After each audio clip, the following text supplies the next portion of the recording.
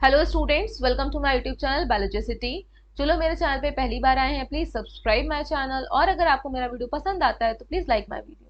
आज हम लोग स्टार्ट करेंगे क्लास 11th का new chapter, that is biomolecules. What do you mean by biomolecules? Bio means life, living organism, molecules मतलब compounds.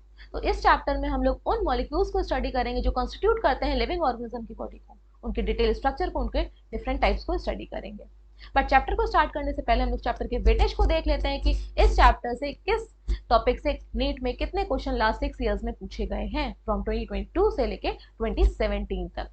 देख लेते हैं यहाँ पे। सी टॉपिक देखिएगा, टॉपिक का name how to analyse the chemical composition. कैसे हम लोग केमिकल कंपोजिशन को एनालाइज करते हैं प्राइमरी एंड सेकेंडरी मेटाबोलाइट से। एक क्वेश्चन पूछा गया है सिर्फ 2021 में, जिसका लेवल ऑफ डिफिकल्टी एवरेज है। Next topic bio macromolecule. भाई लिविंग ऑर्गेनिज्म में हाई मोलिकुलर वेट वाले जो मॉलिक्यूल्स हैं उनको हम लोग बायो मैक्रोमोलिक्यूल्स बोल रहे हैं। एंड प्रोटीन से, स्ट्रक्चर ऑफ प्रोटीन से, इनसे सिर्फ बायो मैक्रोमोलिक्यूल से, लिपिड से क्वेश्चन पूछा गया है। इस साल भी पूछा गया था एक क्वेश्चन जिसका लेवल ऑफ डिफिकल्टी एवरेज है। 2021 में पूछा गया था एक क्वेश्चन जिसका लेवल ऑफ डिफिकल्टी एवरेज है, और 19 में एक क्वेश्चन पूछा गया था जिसका लेवल ऑफ डिफिकल्टी इजी है। इसके बाद अमीनो एसिड से क्वेश्चन पूछे गए थे। See amino acid, neutral amino acid से एक भी क्वेश्चन नहीं था। इसके बीच में बॉन्ड्स कौन सा होता है, उससे इस साल एक क्वेश्चन पूछा गया था जिसका लेवल ऑफ डिफिकल्टी एवरेज है। बेसिक अमीनो एसिड कौन से होते हैं, यहाँ पे 2020 में पूछा गया था जिसका एक क्वेश्चन जिसका लेवल ऑफ डिफिकल्टी इजी था। बॉन्ड से एक बार और क्वेश्चन पूछा गया था 2020 में जिसका लेवल ऑफ डिफिकल्टी एवरेज था। कुछ अदर टॉपिक से भी क्वेश्चन पूछे गए हैं जिसका लेवल ऑफ डिफिकल्टी एवरेज है, और एक क्वेश्चन पूछा गया है। फिर न्यूक्लिक एसिड से, प्यूरिन से एक क्वेश्चन पूछा गया है 2020 में जिसका लेवल ऑफ डिफिकल्टी एवरेज है। प्यूरिन से न्यूक्लिक एसिड जिसमें डीएनए और आरएनए आते हैं, इससे एक क्वेश्चन 2020 में पूछा गया जिसका लेवल ऑफ डिफिकल्टी एवरेज है। नेक्स्ट टॉपिक देख लेते हैं। See nature of bond linking monomers in a polymer.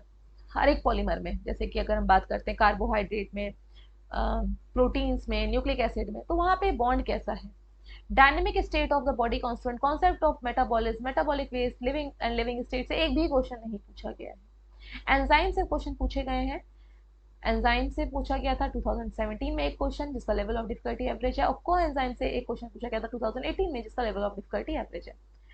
देख लेते हैं टोटल हर साल कितने क्वेश्चन पूछे जा रहे हैं इस चैप्टर से, काउंट कर लेते हैं। सी 2022 में इस साल एक क्वेश्चन ये, एक क्वेश्चन ये, और नेक्स्ट टॉपिक से इसमें भी है नहीं है, तो सिर्फ 2 क्वेश्चन इस चैप्टर से पूछे गए थे इस साल।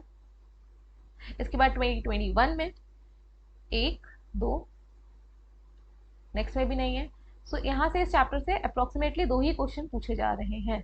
2020 में पूछे जा चुके हैं ज्यादा क्वेश्चन से, 1 2 3 4 क्वेश्चन पूछे गए।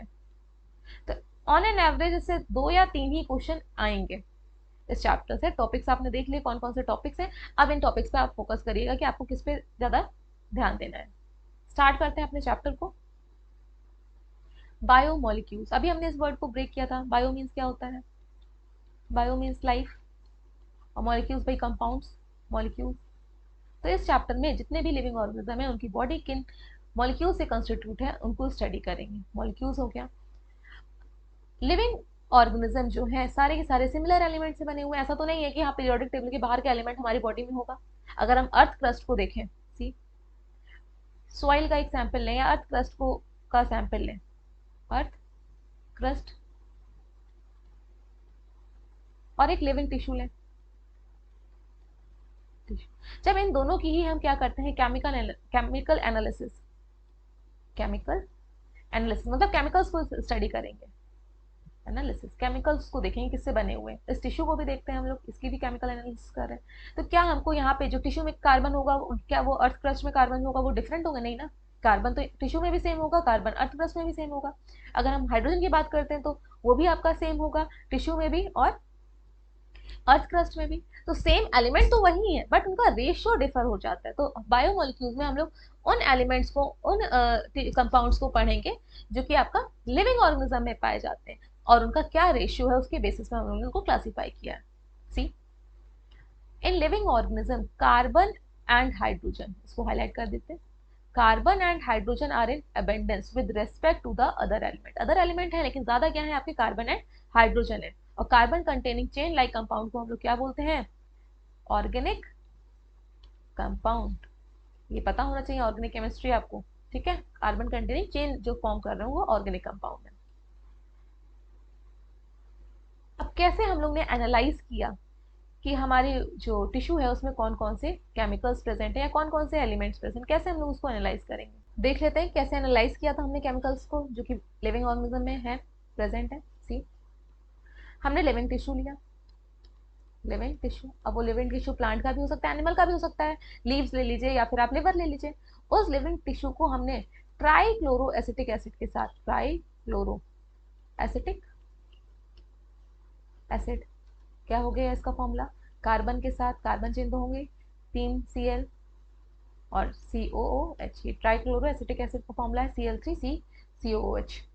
अब इसके साथ हमने इस टिश्यू को ग्राइंड कर दिया, ग्राइंड कर दिया एसिड के साथ। ग्राइंड करने के बाद हमने इसको फिल्टर किया, मोटर पेसल से ग्राइंड करेंगे। जैसे आपके आयुर्वेदा वाले के पास होता है मोटर पेसल, मसाले कूटने वाला जो होता है उसको मोटर पेसल बोलते हैं। उससे ग्राइंड करने के बाद हमने उसको फिल्टर किया। फिल्टर करने के बाद कुछ पार्ट सोलिबलाइज हो जाएगा एसिड के साथ, इसमें फिल्टर कर दिया। तो जो आपको फिल्ट्रेट मिलता है, जो सोलिबलाइज फिल्टर होकर नीचे मिलेगा, ये फिल्ट्रेट, वो इसको हम बोलेंगे एसिड सोल्युबल पूल। वो पार्ट आ जाएगा लिविंग टिश्यू का जो एसिड में सोलिबलाइज हो चुका होगा, इसको हम बोलेंगे एसिड सोल्युबल पूल। वो मॉलिक्यूल्स जो एसिड में सोलिबलाइज हो गए होंगे वो सब आप फिल्ट्रेट के साथ नीचे आ जाएंगे और कुछ पार्ट ऊपर रह जाएगा, ऊपर रह जाएगा। वो फिल्टर एसिड में सोलिबलाइज ही नहीं हुआ, ऊपर रहेगा क्योंकि ग्राइंड किया था, मास तो बचेगा ना, वेट तो बचेगा ही। इसको हम क्या बोलेंगे? रिटेंटेट, रिटेंटेट। अब इन दोनों की हम लोग केमिकल एनालिसिस करेंगे। तो जो एसिड सॉल्युबल पूल होता है इसमें आपके मेनली ऑर्गेनिक कंपाउंड पाए जाते हैं और वही आपके बायोमोलिक्यूल्स होते हैं। एसिड सॉल्युबल पे पूल में ऑर्गेनिक मॉलिक्यूल पाए गए हैं और वही आपके क्या हैं? बायोमोलिक्यूल्स। एनसीईआरटी के कंटेंट को रीड कर लेते हैं। सी, पूरा प्रोसीजर दे रखा गया है। टेक एनी लिविंग टिश्यू, फिर उसको ग्राइंड करना है किसके साथ? ट्राइक्लोरो एसिटिक एसिड के साथ, Cl3CCOH, using a mortar and pestle, जिसे आप पीसते हैं।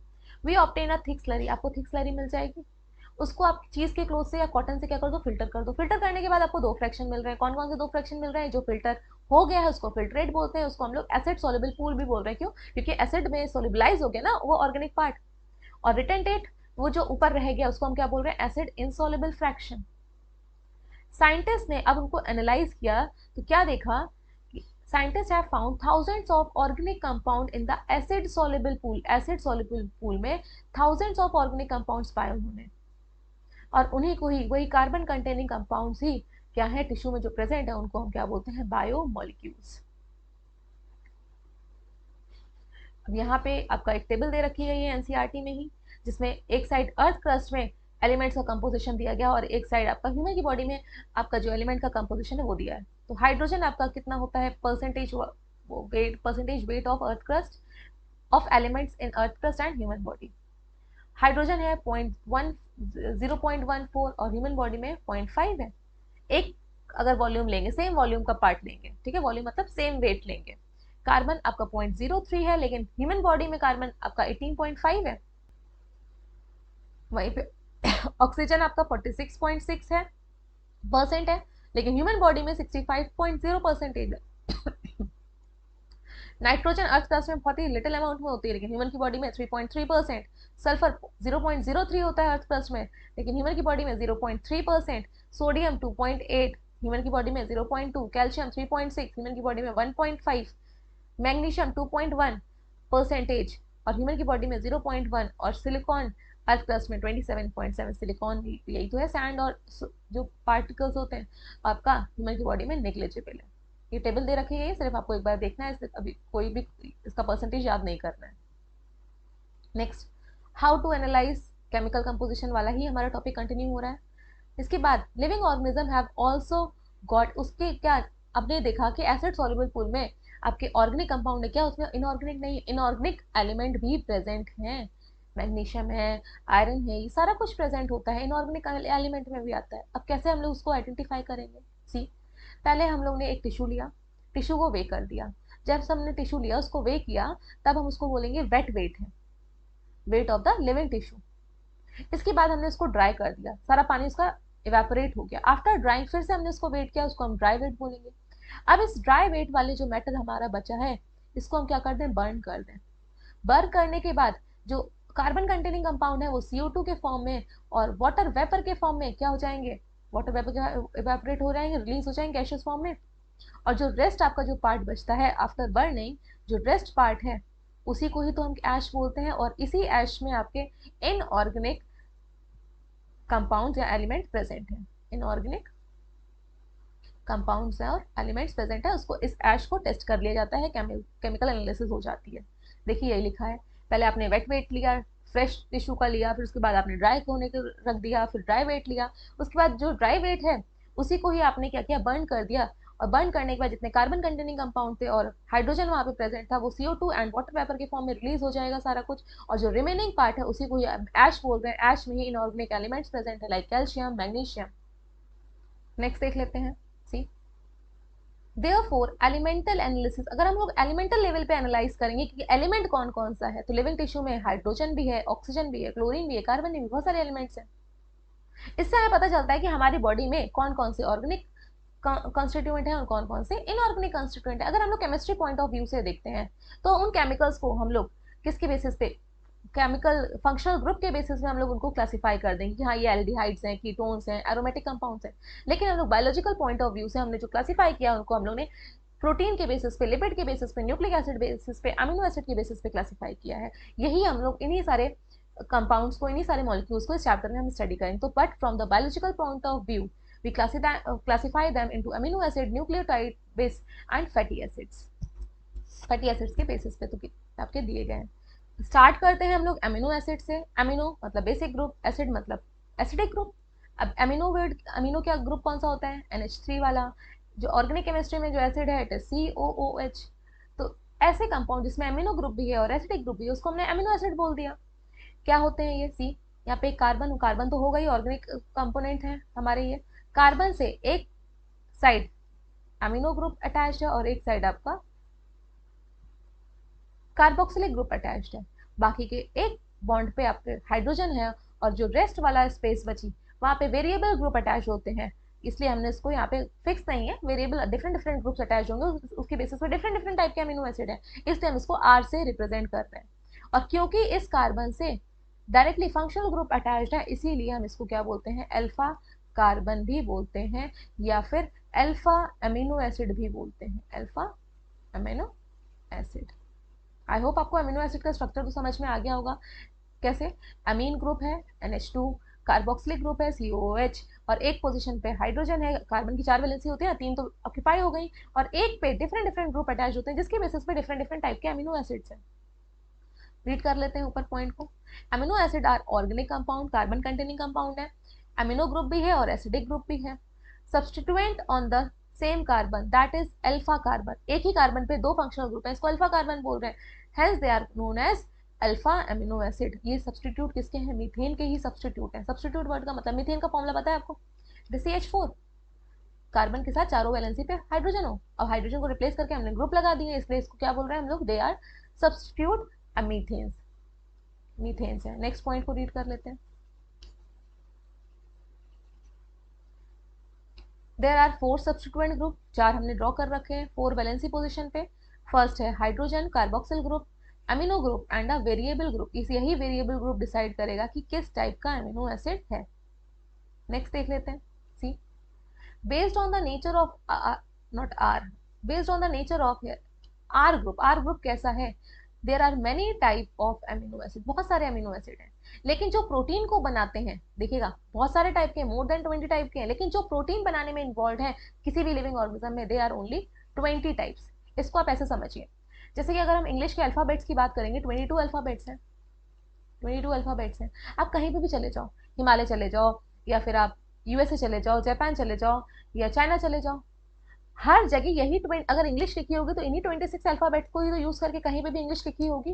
तो सेम हमारे प्रोटीन के साथ भी है, यही 20 टाइप्स के ही अमीनो एसिड हैं जो प्रोटीन को फॉर्म करते हैं। आप किस तरह से, जैसे स्पेलिंग बनाते हैं, एक स्पेलिंग में किस तरह से लेटर को अरेंज होंगे, वो डिफरेंट डिफरेंट स्पेलिंग फिर सेंटेंस बनते हैं। सेम यहाँ पे प्रोटीन के साथ भी है, 20 डिफरेंट टाइप्स के अमीनो एसिड है, एक पर्टिकुलर पैटर्न में अरेंज होते हैं और स्पेसिफिक अमीनो एसिड को फॉर्म करते हैं।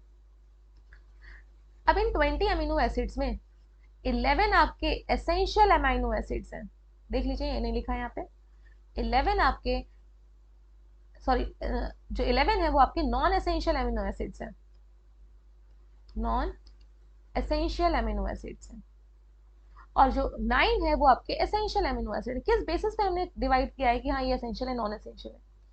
वो अमीनो एसिड जो हमारी बॉडी में नहीं बन सकते, किसी भी कंपाउंड को अटैच करके नहीं बन सकते, उनको हम लोग ने क्या बोला है, एसेंशियल अमीनो एसिड्स, क्योंकि उनकी हमें बाहर से नीड होगी, बाहर से हमें अपनी सप्लीमेंट में चाहिए होगा, न्यूट्रिएंट सप्लीमेंट में चाहिए होगा, तो क्योंकि हमारी बॉडी में नहीं बन पा रहे हैं, वो एसेंशियल है हमारी बॉडी के लिए, उनको हम लोग एसेंशियल अमीनो एसिड बोल रहे हैं, जो हमारी बॉडी में बन जाते हैं, हमारी बॉडी में ही अपने आप ही बन जाएंगे, जो हम लोग डाइट ले रहे हैं उसके कंपाउंड से बन जाएंगे, उनको हम लोग नॉन एसेंशियल अमीनो एसिड बोलते हैं, और ये कितने हैं, 11 है। अब आर ग्रुप के बेसिस पे डिफरेंट डिफरेंट टाइप के अमीनो एसिड हैं, कौन कौन से हैं, एसिडिक अमीनो एसिड है भाई, आर ग्रुप पे एसिडिक ग्रुप जब अटैच्ड होगा, एसिडिक अमीनो एसिड है जिसमें ग्लूटामिक एसिड आएगा। बेसिक अमीनो एसिड जब आर ग्रुप पे आपका बेसिक ग्रुप लगा होगा, आर के साथ जो आर प्लेस पे है वेरिएबल वैलेंसी पे। न्यूट्रल अमीनो एसिड जहाँ पे न्यूट्रल चार्ज होगा, वैलिन आ जाएगा। एरोमेटिक जिसमें कि एरोमेटिक चेन होगी, जो रिंग वाले कंपाउंड्स प्रेजेंट होंगे, इसमें टायरोसिन, फेनिलएलनिन एंड ट्रिप्टोफेन। ये आपको एग्जाम्पल याद ही करने हैं, आपकी बुक में यही एग्जाम्पल दिए गए एनसीईआरटी में।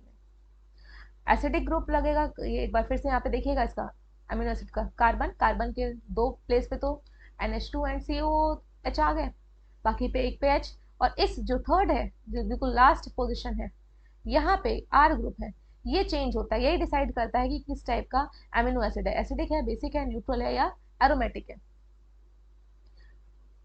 डायग्राम में देखिएगा, ग्लाइसिन, ग्लाइसिन में आर प्लेस पे जो वेरिएबल प्लेस है वहां पे आपका हाइड्रोजन ही है, तो इसमें दो हाइड्रोजन प्रेजेंट है।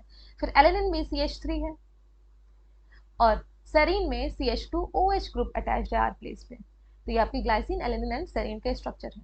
नेक्स्ट, अब particular property of amino acid is the ionizable nature of NH2 and COH group। Carboxyl group amino group का ionizable nature है, ये प्रॉपर्टी अमीनो एसिड की। इसकी वजह से ये डिफरेंट पीएच पे क्या होते हैं, अपने चार्जेस को चेंज करते हैं। भाई अगर डिफरेंट डिफरेंट सॉल्यूशन में होंगे डिफरेंट पीएच के, तो चार्जेस पे पोलैरिटी पे चेंज आएगा ही आएगा। तो ये देखिएगा, पहला वाला आपका अमीनो वाला पार्ट है, बेसिक पार्ट हो रहा है। नेक्स्ट वाले में पॉजिटिव चार्ज भी है और नेगेटिव चार्ज भी है, दोनों आपके चार्जेस यहाँ पे प्रेजेंट है, इसको हम लोग ज्विटर आयनिक फॉर्म बोलते हैं। और लास्ट वाले में कार्बोक्सिलिक ग्रुप पे एसिडिक चार्ज, नेगेटिव चार्ज है, ठीक। तो ये आपका नेगेटिव चार्ज का हो गया डिफरेंट पीएच, पॉजिटिव चार्ज का हो गया जिसमें दोनों ही चार्जेस हैं, पॉजिटिव भी है और नेगेटिव भी है, उसको हम लोग ज्विटर आयनिक फॉर्म बोलते हैं। This is all about amino acid.